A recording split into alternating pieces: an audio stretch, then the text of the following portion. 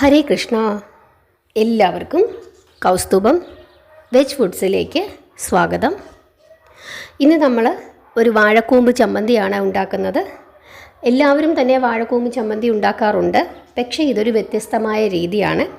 പനിയൊക്കെ വന്നിരിക്കുന്ന സമയത്ത്, നമുക്ക് വായ്ക്ക് രുചി ഇല്ലാതിരിക്കുന്ന സമയത്ത് മോരും ഈ ചമ്മന്തിയും നല്ല ഒരു കോമ്പിനേഷനാണ്. വാഴക്കൂമ്പ് ചെറുതായിട്ട് അരിഞ്ഞ് വെള്ളത്തിലിട്ട് വെച്ചിട്ടുണ്ട്. അതിനുശേഷം ഒരു കടായിയിലേക്ക് അല്പം എണ്ണ ഒഴിക്കുക. അതിനുശേഷം ആ എണ്ണയിലേക്ക് ഒരു സ്പൂൺ മല്ലി ചേർക്കുക. ഒരു സ്പൂൺ മല്ലി ചേർത്താൽ മതി. അതിനുശേഷം അതിലേക്ക് എത്രയാണോ എരിവ് വേണ്ടത് അതനുസരിച്ചിട്ട് മുളക് ചേർക്കുക. അതിനുശേഷം ഒരു നുള്ളു ജീരകം, നല്ല ജീരകം, അവിയലിനൊക്കെ അരയ്ക്കുന്ന നല്ല ജീരകം, ഒരു നുള്ളു മതി, അതും കൂടെ ചേർത്ത് നന്നായിട്ട് ഇളക്കി ഈ മല്ലി മുളകും ഒക്കെ ഇത് ചെറുതായിട്ടൊന്ന് ചൂടാവണം.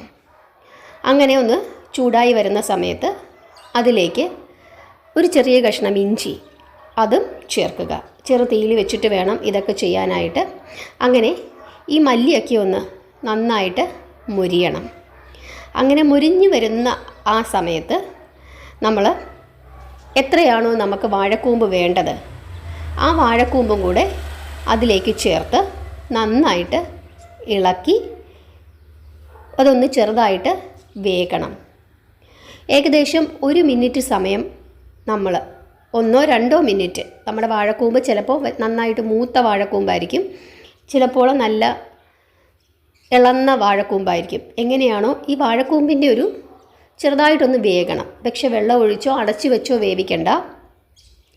ചെറു തീയിൽ 1-2 മിനിറ്റ് ഒന്ന് ഇളക്കി ആ വാഴക്കൂമ്പെല്ലാം നന്നായിട്ടൊന്ന് വാടി വരുന്ന ആ സമയം നമുക്കതിലേക്ക് എടുത്തു വച്ചിരിക്കുന്ന തേങ്ങ ചേർത്ത് ചമ്മന്തിക്ക് ആവശ്യമായ പുളിയും ചേർത്ത് വീണ്ടും ഇത് നന്നായിട്ട് ഏകദേശം 1 മിനിറ്റോളം ചെറുതീയിൽ ഒന്ന് ഇളക്കണം.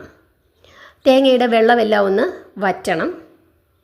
വാഴക്കൂമ്പിൻ്റെ അത്രയും തന്നെ തേങ്ങ, അതിൽ കൂടുതൽ തേങ്ങ വേണ്ട. രണ്ടും ഏകദേശം ഒരേപോലെ എടുത്താൽ മതി. തേങ്ങയെല്ലാം ഒന്ന് മൂത്തതിന് ശേഷം, ഒരുപാട് മൂക്കണ്ട, വെള്ളം വറ്റിയതിന് ശേഷം അതിലേക്ക് ആവശ്യത്തിനുള്ള ഉപ്പും ഒരു നുള്ള് കായപ്പൊടിയും കൂടെ ചേർത്ത് ഇളക്കി തണുത്തതിന് ശേഷം നമുക്ക് മിക്സിയിൽ ചമ്മന്തിയുടെ പരുവത്തിന് അരച്ചെടുക്കാം. നിങ്ങൾക്ക് ചുമന്നുള്ളി വേണമെങ്കിൽ ചുമന്നുള്ളി ചേർക്കാം. ഞാൻ ചേർക്കാറില്ല. പക്ഷെ കറിവേപ്പില ചേർക്കണ്ട. ഇത്രയും മതി. വെള്ളം ചേർക്കാതെയാണ് ചമ്മന്തി അരച്ചെടുക്കേണ്ടത്. നല്ല രുചിയുള്ള ഒരു വാഴക്കൂമ്പ് ചമ്മന്തിയാണിത്. നമുക്ക് പനി വന്നിരിക്കുന്ന സമയത്ത്, എന്തെങ്കിലും വായ്ക്ക് രുചിയില്ലാത്ത ഒരു സമയത്തൊക്കെ മോരും ഈ വാഴക്കൂമ്പ് ചമ്മന്തിയും നല്ലതാണ്. വാഴക്കൂമ്പിന് ഒരുപാട് ഔഷധ ഗുണങ്ങളുണ്ട്. നമ്മുടെ കുടലിനൊക്കെ ഏറ്റവും നല്ല ഒരു പച്ചക്കറിയാണ് വാഴക്കൂമ്പ്. ദഹനത്തിന് ഏറ്റവും നല്ലതാണ്. കുടലിൽ നല്ല ബാക്ടീരിയകളെ വാഴക്കൂമ്പ് ഉൽപ്പാദിപ്പിക്കും. നമ്മുടെ മോഷനൊക്കെ കറക്റ്റാവും. അങ്ങനെ ഒരുപാട് ഗുണങ്ങളുണ്ട് വാഴക്കൂമ്പിന്. എപ്പോഴും നമ്മൾ തോരനൊക്കെ വെച്ചാണ് കഴിക്കുന്നത്.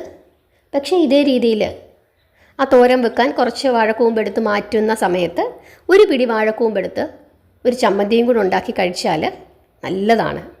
നല്ല രുചിയാണ്. നിങ്ങൾ ഇതേപോലെ മല്ലിയൊക്കെ ചേർത്തുണ്ടാക്കണം. മല്ലി ഔഷധമാണ്, നമ്മുടെ ശരീരത്തിന് വളരെ നല്ലതാണ്. ഇനി മല്ലിപ്പൊടിയും മുളക് പൊടിയുമാണ് നിങ്ങളുടെ കയ്യിലുള്ളതെങ്കിൽ അവസാനം തേങ്ങ ഒന്ന് ചൂടായി വരുന്ന സമയത്ത് മുളക് പൊടിയും മല്ലിപ്പൊടിയും ചേർത്താൽ മതി. അതിനുശേഷം ഉപ്പും കായപ്പൊടിയും ചേർത്ത് ഇളക്കി ഈ മല്ലിയുടെയും മുളകിൻ്റെയൊക്കെ ആ ഒരു പച്ച മണമൊക്കെ ഒന്ന് മാറുന്ന സമയത്ത്, ഒരുപാട് മൂക്കരുത്, നമ്മൾ തീയലിനൊന്ന് മൂപ്പിക്കുന്നത് പോലെ, അതിനുശേഷം നമ്മൾ അരച്ച് ഉപയോഗിച്ചാൽ മതി. നല്ല രുചിയുള്ള വാഴക്കൂമ്പ് ചമ്മന്തിയാണിത്. എല്ലാവർക്കും ഇഷ്ടപ്പെട്ടെന്ന് വിചാരിക്കുന്നു. ഹരേ കൃഷ്ണ.